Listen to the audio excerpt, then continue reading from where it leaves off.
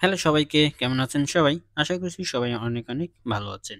বর্তমানে ভারতের seven sister সম্পর্কে চারুদিকে বহুল আলোচনা সমালোচনা হচ্ছে। আসলে কি এই সেভেন সিস্টার? কেনই বা ভারতের জন্য এত গুরুত্বপূর্ণ? ভারতের কোন কোন রাজ্য নিয়ে গঠিত এই সেভেন সিস্টার? সেভেন সিস্টারের মূল ভাষা কি?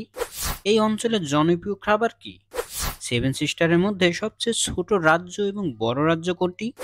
এই অঞ্চলের প্রধান পর্যটন স্পট কোনটি? ভারতের সেভেন সিস্টার সম্পর্কে এই ধরনের 10টি গুরুত্বপূর্ণ প্রশ্নের উত্তর জানতে ভিডিওটি না টেনে শেষ পর্যন্ত দেখতে থাকুন। আর আপনি যদি আমাদের চ্যানেলে নতুন হয়ে থাকেন তাহলে অনুরোধ রইল চ্যানেলটি সাবস্ক্রাইব করে পাশেই থাকবেন। তাহলে চলুন মূল ভিডিও শুরু করা যাক। 1 নম্বর প্রশ্ন, সেভেন সিস্টারের রাজ্যগুলো কি কি? সঠিক উত্তর আসাম, মেঘালয়, ত্রিপুরা, মিজোরাম, মণিপুর, নাগাল্যান্ড এবং অরুণাচল।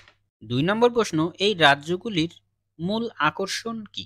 উত্তর প্রাকৃতিক সৌন্দর্য। সেভেন সিস্টারের এই রাজ্যগুলো প্রাকৃতিকভাবেই অনেক সুন্দর।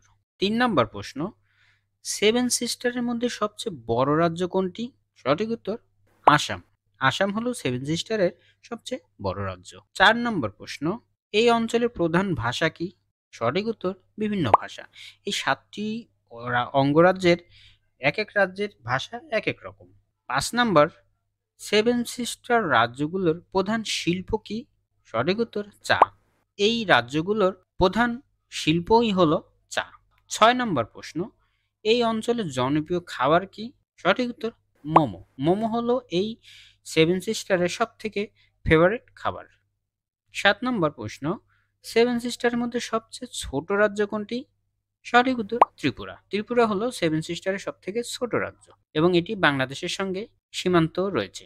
8 নম্বর প্রশ্ন, এই অঞ্চলের প্রধান উৎসব কি?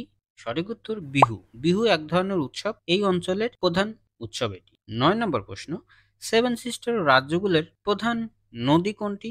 সঠিক উত্তর ব্রহ্মপুত্র।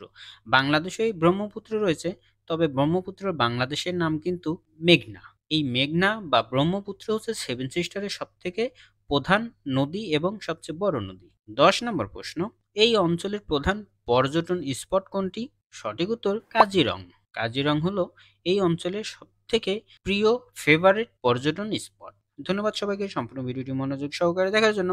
ভিডিওটি যদি ভালো লেগে থাকে তাহলে অবশ্যই লাইক ও শেয়ার করবেন এবং কমেন্টে আপনার মতামত জানাবেন। আজ এখানেই শেষ করছি। কথা হবে পরের কোনো এক ভিডিওতে। সে পর্যন্ত সবাই ভালো থাকুন, সুস্থ থাকুন। আল্লাহ হাফেজ।